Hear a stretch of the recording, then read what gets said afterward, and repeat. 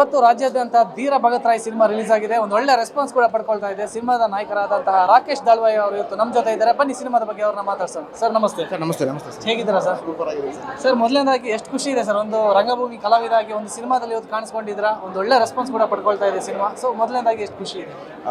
ತುಂಬ ಎಕ್ಸೈಟ್ಮೆಂಟ್ ಇದ್ದೀನಿ, ತುಂಬ ಖುಷಿ ಇದೆ. ನಾವು ರಂಗಭೂಮಿಲಿ ನಾಟಕ ಮಾಡುವಾಗಲೂ ಅದು ಅಲ್ಲಿ ಆನ್ ಸ್ಟೇಜ್ ಚಪ್ಪಾಳೆ ಹೊಡಿತಾಗ ನಮ್ಗೆ ಅಲ್ಲೇ ಖುಷಿ ಸಿಗ್ತಾ ಇತ್ತು. ಬಟ್ ಸುದೀರ್ಘ 1-2 ವರ್ಷ ಈ ಸಿನಿಮಾದಲ್ಲಿ ಜರ್ನಿ ಮಾಡಿದ್ದೀನಿ, ಎಲ್ಲ ಥರದ್ದು ನೋಡಿದ್ದೀನಿ. ಬಟ್ ಆ ಎಲ್ಲ ಕಷ್ಟ ಸುಖಗಳು ಒಂದು ಶೋ ಹೌಸ್ಫುಲ್ ಆಗಿದೆ. ಇಷ್ಟು ಜನ ಅದ್ಭುತವಾಗಿ ರೆಸ್ಪಾನ್ಸ್ ಮಾಡ್ತಾ ಇದ್ದಾರೆ. ಸೊ ಅದು ನುಂಗಕ್ಕಾಗ್ತಿಲ್ಲ ನನಗೆ. Still we are accepting everything. So ಮೊದಲನೇದಾಗಿ ಸರ್, ಈ ಚಿತ್ರದ ಪಾತ್ರದ ಆಯ್ಕೆ ಯಾವ ಥರ ಆಯಿತು, ಆ ಪ್ರೊಸೆಸ್ ಯಾವ ಥರ ಇತ್ತು, ನೀವು ಹೇಗೆ ಸೆಲೆಕ್ಟ್ ಆದ್ರಿ ಸಿನಿಮಾ? ಸುಮಾರು ಆಡಿಷನ್ ಅಟೆಂಡ್ ಮಾಡಿದ್ದೆ ನಾನು ಕಳೆದೊಂದು 7-8 ವರ್ಷಗಳ ಹಿಂದೆ. ಒಂದು 70-80 ಆಡಿಷನ್ ಅಟೆಂಡ್ ಮಾಡಿದ್ದೆ.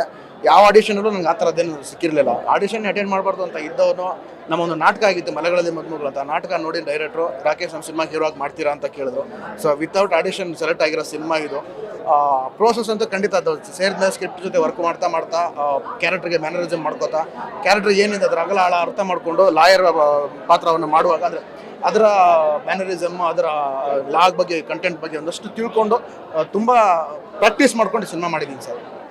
ಸರ್, ನಾಯಕನಾಗಿ ಹೊಸದಾಗಿ ಎಂಟ್ರಿ ಆಗ್ತಾ ಇದ್ರು ಕೂಡ ಹೊರಗಡೆ ಕಟ್ಔಟ್ ಇದೆ, ಒಳಗಡೆ ಶಿಳ್ಳೆ ಚಪ್ಪಾಳೆಗಳಿದೆ. ಸೊ ಆ ಖುಷಿ ಹೇಗಿತ್ತು ಸರ್? ಅದು ಎಲ್ರಿಗೂ, ನಾನೊಬ್ಬನೇ ಅಂತಲ್ಲ, ಎಲ್ಲ ಈ ಥರದ ಎಲ್ಲ ಕಂಟೆಂಟ್, ಈ ಥರದ ಎಲ್ಲ ಹೀರೋಗಳಿಗೂ ಓಪನಿಂಗ್ ಸಿಕ್ಕರೆ ತುಂಬ ದೊಡ್ಡ ಮಟ್ಟದ ಖುಷಿ ಅದು. ಎಲ್ಲ ದೇವ್ರುಗಳು ನೆನೆಸ್ಕೊಬಿಡ್ತೀವಿ ಅನ್ಸುತ್ತೆ ಈ ಟೈಮಲ್ಲಿ. ಅಂದರೆ ಬಾಬಾ ಸಾಹೇಬ್ ಅಂಬೇಡ್ಕರ್ ಈ ಥರದೊಂದು ಕಾನ್ಸ್ಟಿಟ್ಯೂಷನ್ ಕೊಟ್ಟಿರೋದು ಎಲ್ಲರೂ ಸಮಾನರಿರಬೇಕು ಅನ್ನೋ ಕಡೆ ಆ ಥರದೊಂದು ಕಂಟೆಂಟು. ಮತ್ತು ಬರೀ ಕಂಟೆಂಟ್ ಬರೀ ಒಂದು ಸೀಮಿತ ವರ್ಗಕ್ಕೆ ಅಂತ ಈ ಥರದಲ್ಲ. ಈ ಸಿನಿಮಾ ಎಲ್ರಿಗೂ ತಲುಪುವಂಥದ್ದು. ಚಿಕ್ಕ ಹುಡುಗರಿಂದ ಚಿಕ್ಕ ಮಕ್ಕಳಿಂದ ದೊಡ್ಡವ್ರ ತನಕ ಆರಾಮ್ಸೆ ಕೂತ್ಕೊಂಡು ನೋಡುವಂಥದ್ದು, ಎಲ್ಲೂ ಬೋರ್ ಆಗದಿರೋದನ್ನು. ಅದ್ಭುತವಾಗಿರೋ ಹಾಡು, ಅದ್ಭುತವಾಗಿರೋ ಫೈಟ್ಗಳು ಮಂಜು ಮಾಸ್ಟರ್ ಕೊಟ್ಟಿದ್ದಾರೆ. ಕಂಟೆಂಟ್ ಕಮರ್ಷಿಯಲ್ ಇರೋ ಸಿನಿಮಾ ಎಲ್ಲೂ ಬೋರ್ ಆಗೋದಿಲ್ಲ. ತುಂಬ ಖುಷಿ ಇದೆ, ತುಂಬ ಅಂದರೆ ತುಂಬ ಖುಷಿ ಇದೆ ಸರ್. ಒಂದು ಕಡೆ ಇವಾಗ ಪರಭಾಷಾ ಸಿನಿಮಾಗಳ ಹಾವಳಿ ಇದೆ. ಒಂದು ಪುಷ್ಪ ಥಿಯೇಟರ್ಗೆ ಆಲ್ಮೋಸ್ಟ್ ಎಲ್ಲ ಥಿಯೇಟರ್ಗಳು ಫುಲ್ ಆಗಿದೆ. ಸೊ ನಮ್ಮ ಕನ್ನಡ ಸಿನಿಮಾಗೆ ಇದು ಎಷ್ಟು ತೊಂದರೆ ಆಗಿದೆ ಸರ್, ಅಥವಾ ಈ ಸಿನಿಮಾಗೆ ಯಾವ್ದಾದ್ರು ತೊಂದರೆ ಆಯ್ತಾ? ಇಲ್ಲ, ಖಂಡಿತ ತೊಂದರೆ ಆಗಿದೆ. ನೀವು ಮೊನ್ನೆ ನ್ಯೂಸಲ್ಲಿ ನೋಡ್ತಾ ಇದ್ರು, ಚಿತ್ರದುರ್ಗದಲ್ಲಿ 1-2 ಥಿಯೇಟರ್ ಇದೆ. ಅಲ್ಲೂ ಅದು ನಮ್ಮ ಏರಿಯಾ ನೋಡಿ, ನಮ್ಮ ನಾರ್ತ್ ಬೆಲ್ಟ್, ಅಲ್ಲಿ ಆ ಥರ ತೆಲುಗು ಏನಿಲ್ಲ. ಬಟ್ ಆದರೂ ಕನ್ನಡದವರು ಚಿತ್ರದುರ್ಗದಲ್ಲಿ ನಾವು ಕಂಪ್ಲೇಂಟ್ ಕೊಟ್ಟಿದ್ದೀವಿ. DC ಅವ್ರು ಕೂಡ ನಾವು ತೆಗಿಸ್ತೀವಿ ಅಂತ. ಮೇ ಬಿ ಇವತ್ತು ಸಾಲ್ಟ್ ಔಟ್ ಆಗುತ್ತೆ ಅನ್ಕೋತೀವಿ. ಅಂದರೆ ತುಂಬ ಹೋರಾಟ ಮಾಡಿದ್ದೀವಿ. ಈಗ ನಮಗೆ ಮೇನ್ ಥಿಯೇಟ್ರ್ ತಗೊಳ್ಳೋಕ್ಕೂ ಕೂಡ ತುಂಬ ನಿನ್ನೆ ಬೆಳಗ್ಗೆ ಅಷ್ಟೇ ಈ ಥಿಯೇಟ್ರ್ ನಾವು ಫೈನಲ್ ಮಾಡ್ಕೊಂಡಿರೋದು. ಇವತ್ತು ಕೂಡ ಒಂದು ಸ್ವಲ್ಪ ಲೇಟಾಗಿ ಶುರು ಮಾಡಿದೆ. ಅಂದರೆ ನಮ್ಗೆ ಇನ್ನೂ ಆ ಪ್ರೋಸೆಸ್ಸಲ್ಲಿ ಇದ್ವಿ ನಾವು. ತುಂಬ ಅಡೆತಡೆ ಇದೆ. ಅಂದರೆ ಕನ್ನಡಿಗರು ನೋಡೋರು ಅನ್ನೋದಕ್ಕಿಂತ ಇಲ್ಲಿ ತನಕ ಬರೋಕ್ಕೆ ಬಿಡ್ತಾರಲ್ಲ ದೊಡ್ಡವರು, ಸೊ ಅವರು ಸ್ವಲ್ಪ ಅದನ್ನು ನೀಟಾಗಿ ಗಟ್ಟಿ ಮಾಡಿ ಒಂದು ಸ್ವಲ್ಪ ಕಟ್ ಮಾಡಿದ್ರೆ ನಮ್ಮಂಥ ಚಿಕ್ಕ ಪುಟ್ಟ ಕಲಾವಿದರು, ನಾವೇನು 1000 ಕೋಟಿ 300 ಕೋಟಿ 100 ಕೋಟಿನೂ ಬೇಡ ಸರ್. ನಾವು ಹಾಕಿರೋದಿಷ್ಟು, ಅದಕ್ಕೆ ಸಿಕ್ಕರೆ ಸಾಕು ನಮಗೆ. ಇನ್ನೊಂದು ಸಿನಿಮಾ ಮಾಡೋದಕ್ಕೆ ನಮಗೊಂದು ದಾರಿ ಆಧಾರ ಸಿಕ್ಕರೆ ಸಾಕು. ಆ ನಿಟ್ಟಿನಲ್ಲಿ ಕನ್ನಡಿಗರು ಖಂಡಿತ ನಮ್ಮ ಸಿನಿಮಾ ನೋಡಲಿ ಅಂತ ಕೇಳ್ಕೊತೀನಿ. ತುಂಬ ಒಳ್ಳೆ ಕಂಟೆಂಟ್ ಇರೋ ಸಿನಿಮಾ. ಅಷ್ಟು ಕರ್ನಾಟಕದ ಜನತೆ ಈ ಸಿನಿಮಾ ನೋಡಿದ್ರೆ, ಒಂದ್ಸತಿ ನೋಡಿದ್ರೆ ಸಾಕು, ಅವ್ರಿಗೆ ಅರ್ಥ ಆಗುತ್ತೆ. ಅಟ್ಲೀಸ್ಟ್ ನೋಡಿರೋರ್ನಾದರೂ ಕೇಳಿ ಸಿನಿಮಾ ಹೇಗಿದೆ ಅವ್ರು ಹೇಳಿದ ಮೇಲಾದ್ರೂ ಹೋಗ್ಲಿ.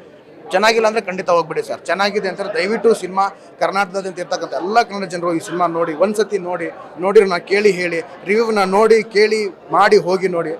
ಒಂದ್ಸತಿ ನೋಡಿ ನೀವು, ಆಮೇಲೆ ಏನೇನೋ ಕಮೆಂಟ್ಗಳು ಹಾಕೋದಕ್ಕಿಂತ ಮುಂಚೆ ಒಂದ್ಸತಿ ಸಿನಿಮಾ ನೋಡಿ. ಅನಂತರ ನೀವೇನೇ ಕಮೆಂಟ್ ಹಾಕಿದ್ರು ವಿ ಆರ್ ಅಗ್ರಿ. ಸರ್, ಕೊನೆಯದಾಗಿ ಜನ ಈ ಸಿನಿಮಾನ ನೋಡಲೇಬೇಕು ಅನ್ನೋದಕ್ಕೆ ಏನೊಂದು ಸ್ಟ್ರಾಂಗ್ ಪಾಯಿಂಟ್ ಏನಿದೆ ಅಂತ? ಸರ್, ಸಿನಿಮಾದ ಕಂಟೆಂಟೇ ಸ್ಟ್ರಾಂಗ್ ಪಾಯಿಂಟ್ ಸರ್. ಅದು ನೀವು ಸಿನಿಮಾದಲ್ಲೇ ಬಂದು ನೋಡ್ಬೇಕು. ತುಂಬ ಅದ್ಭುತವಾಗಿರೋ ಸಿನಿಮಾ. ಅದು ಕಮರ್ಷಿಯಲ್ ಆಗಿ ಕೊಟ್ಟಿದ್ವಿ. ಅಂದ್ರೆ ಕಂಟೆಂಟ್ ಅಂದ್ರೆ ಆರ್ಟ್ ಅನ್ಸ್ಬಿಡುತ್ತೆ. ಬಟ್ ನಾವು ಆರ್ಟ್ ಥರ ಮಾಡಿಲ್ಲ. 4 ಅತ್ಯದ್ಭುತವಾದ ಫೈಟ್ಗಳು ಕೊಟ್ಟಿದ್ದೀವಿ. ನೀವು ನೋಡಿರ್ತೀರಿ, ಆಡಿಯನ್ಸ್ ನೋಡಿದ್ದಾರೆ, ಅದನ್ನು ರಿವ್ಯೂ ಕೂಡ ಕೊಡ್ತಿದ್ದಾರೆ.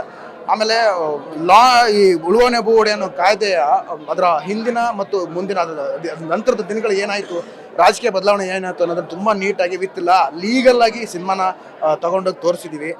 ಅದು ಬಿಟ್ಟು ಮನೋರಂಜನೆ ಅಂತ ಬಂದರೆ ಅದ್ಭುತವಾಗಿರೋ 4 ಜಾನರ್ ಸಾಂಗ್ ಇದೆ. ಲವ್ ಸಾಂಗ್ ಇದೆ, ಡೆತ್ ಸಾಂಗ್ ಇದೆ, ಹೋರಾಟದ ಸಾಂಗ್ ಇದೆ, ಅಪ್ಪ ಮಗನ ಫೀಲಿಂಗ್ ಸಾಂಗ್ ಇದೆ. ಇದಕ್ಕಿಂತ ಇನ್ನೇನು ಬೇಕು ಸರ್? ಅದ್ಭುತವಾದ ಫೈಟ್ ಕೊಟ್ಟಿದ್ದೀವಿ 4. ಆಮೇಲೆ ಯಾವುದು ನಿಮಗೆ ಅನ್ವಾಂಟೆಡ್ ಬೇಕು ಬೇಡ ಅಂತ ಅಂದರೆ ತುರ್ಕಿರೋ ಥರ ಇಲ್ಲ. But situational song, situational fight ಇದೆ.